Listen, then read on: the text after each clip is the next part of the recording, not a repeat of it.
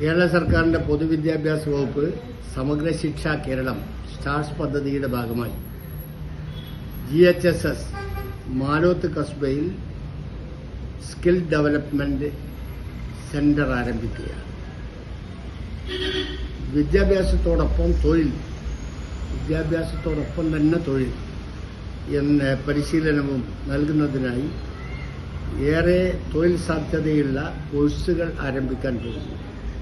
Assistant robotic technician, GST assistant എന്നിവയാണ് കോഴ്സുകൾ.